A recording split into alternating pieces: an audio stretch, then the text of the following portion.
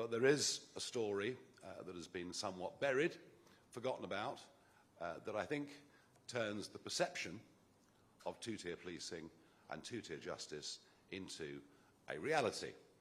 And it is what happened at Manchester Airport.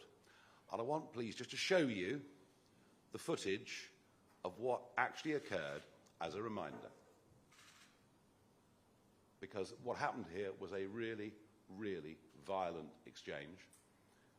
It finished up, of course, with a female police officer having her nose broken. Pretty awful stuff.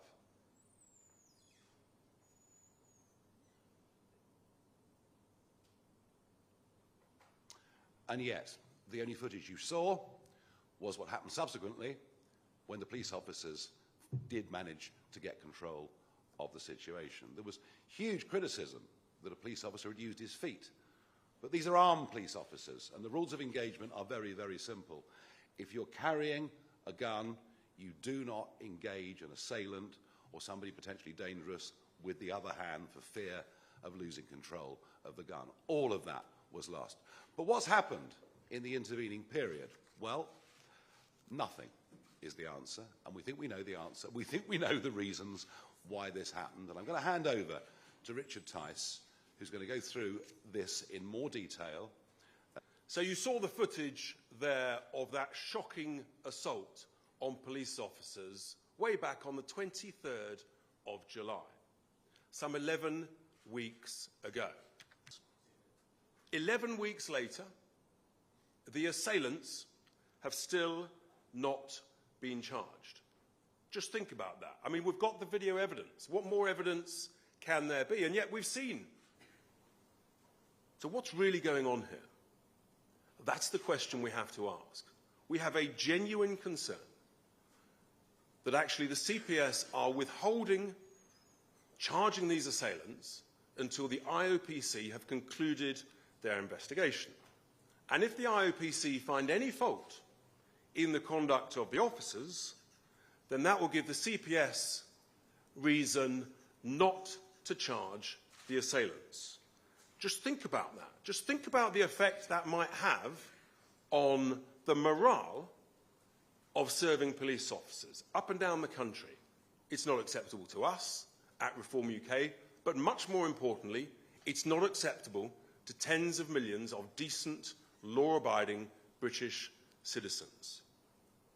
So we are therefore serving notice today in this letter to the Home Secretary that if the Crown Prosecution Service are not going to charge these assailants, then we at Reform UK, we will launch a private criminal prosecution against these assailants. We've taken legal advice. I have a top-quality legal team on standby, and that is what we will do.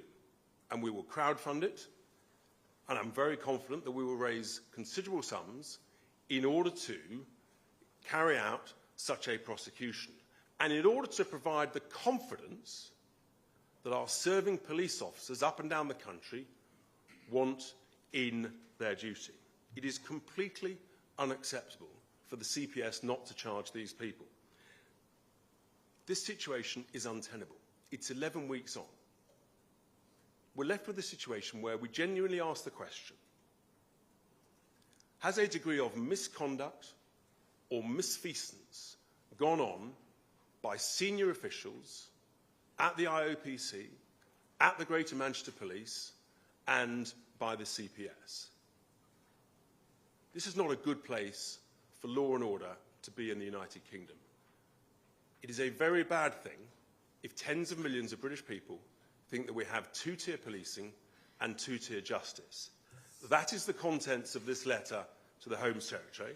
We look forward to her reply and her statement on this issue, but the British people want action, we want answers, we want equal, fair, prompt justice.